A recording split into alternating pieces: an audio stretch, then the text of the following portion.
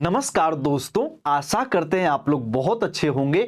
दोस्तों, अभी वर्तमान में पार्लियामेंट चल रहा है और इस बजट सत्र के दौरान एक नाम पार्लियामेंट में गूंजता रहा, लोकसभा में गूंजता रहा, मनोज मुकुंद नरवणे। दोस्तों, हम लोग समझेंगे कि आखिर मनोज मुकुंद नरवणे है कौन। और सबसे बड़ी बात दोस्तों कि इनकी जो किताब एक विवाद का कारण बनी हुई है, उस किताब के बारे में भी हम लोग समझेंगे, जिसको राहुल गांधी बार बार कोट कर रहे थे। तो पूरी चर्चा करेंगे, तो आप लोग पूरी वीडियो को बड़े धैर्य बड़े शिद्दत से देखिएगा ताकि आप भी समझ पाए कि मनोज मुकुंद नरवणे है कौन। दोस्तों, सबसे पहले इनके बारे में आप जानिए। मनोज मुकुंद नरवणे दोस्तों ये 28वें थल सेना अध्यक्ष थे। ये किसका पदभार ग्रहण किए थे? तो उस समय के तात्कालिक थल सेना जो अध्यक्ष थे, जनरल बिपिन रावत जी का। दोस्तों, इनका कार्यकाल जो है वो 31 दिसंबर 2019 से लेके 30 अप्रैल 2022 के बीच में था। यह डेट आप याद रखिए क्योंकि 2020 में ही भारतीय सैनिक और जो चीन के सैनिकों के बीच कुछ झड़प हुई थी। उसका अनुभव, उसका एक्सपीरियंस अपनी किताब में बताए हैं। अभी आगे उसकी हम चर्चा करेंगे। दोस्तों, उसके साथ साथ ये किसका हिस्सा थे? तो ये सिख लाइट इन्फेंट्री रेजिमेंट से ही आते हैं। इनके बारे में ये बेसिक जानकारी आप लोग जानते रहिएगा।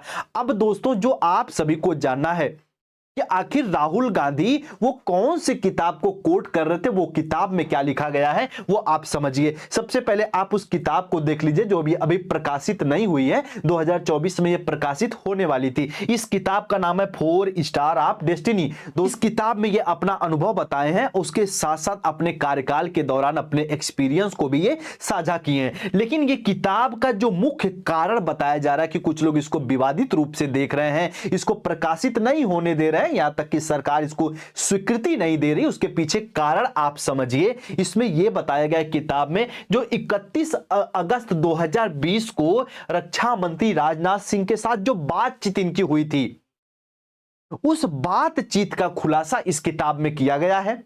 और आप देख रहे थे, इसीलिए जब राहुल गांधी बोल रहे थे पार्लियामेंट में, तो सबसे ज्यादा राजनाथ सिंह जी खड़े होकर उनका एक तरीके से उनको काउंटर कर रहे थे। उसके साथ साथ दोस्तों, इस किताब में बताया गया, जो आप नेट पे भी पढ़ सकते हैं, इस किताब में जो अवेलेबल है, वो अग्निवीर योजना के बारे में सरकार की तरफ से यह बताया गया था कि हम 25% लोगों को परमानेंटली रखेंगे।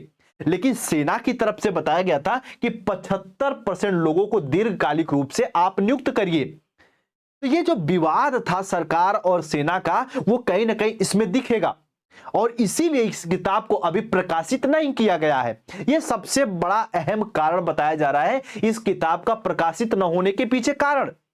यह आप लोग दोस्तों उम्मीद करते समझे होंगे। उसके साथ साथ कुछ अहम बिंदु भी इस किताब में है, जैसे डोकलाम विवाद के बारे में विस्तृत रूप से इस किताब में बताया गया है। उसके साथ साथ चीन की घुसपैठ, राहुल गांधी बार बार एक सवाल उठाते रहते हैं कि भाई हमारे कुछ कैंपों पे कुछ सेना की जो पॉइंटें बनी हैं उस पे भैया घुसपैठ कर लिया है। तो उसके बारे में भी इस किताब में बताया जा रहा है कि बताया गया है, लेकिन अभी यह किताब प्रकाशित नहीं हुई है। उसके साथ साथ राजनीतिक नेतृत्व और सैन्य जो निर्णय है उनके बारे में संबंध, किस प्रकार से कार्य करते हैं पॉलिटिकल व्यू, और हमारी सेनाएं कैसे उनके साथ सामंजस्य बैठाती हैं, इन सब के बारे में इस किताब में बताया गया है। तो ये किताब है दोस्तों मनोज मुकुंद नरवणे जी की। इसके बारे में इतनी आप लोग जान सकते हैं। उसके साथ साथ अब आप बताइएगा कि राहुल गांधी जिस प्रकार से एक रिटायर्ड जनरल की बातों को कोट कर रहे हैं, वो गलत है क्या? अगर एक जनरल अपने एक्सपीरियंस, अपने अनुभव को एक किताब में साझा किया है, वो किताब अभी पब्लिश नहीं हुई है, फिर भी राहुल गांधी उसको कोट कर रहे हैं, तो बहुत ज्यादा गलत तो नहीं है? खैर, जब पार्लियामेंट में राहुल गांधी जी को बोलने ही नहीं दिया जा रहा है और फिर कह रहे हैं आप उस किताब को कोट कर रहे हैं जो अभी प्रकाशित नहीं हुई है।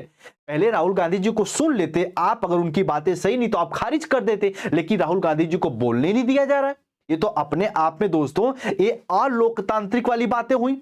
जब जब राहुल गांधी जी बोल रहे तो आपको पता है राजनाथ सिंह हो गए, यहाँ पे किरण जो रिजिजू जी है ये खड़े हो जा रहे थे, राहुल गांधी को बोलने नहीं दे रहे। ये अपने आप में कहीं ना अमर्यादित है। राहुल गांधी भी वर्तमान में येलोपी है, लीडर ऑफ अपोजिशन है, और अपोजिशन का इतना तो अधिकार है कि देश के जो अहम मुद्दे हैं, जो सिक्योरिटी कंसर्न है, उन मुद्दों को उठाए।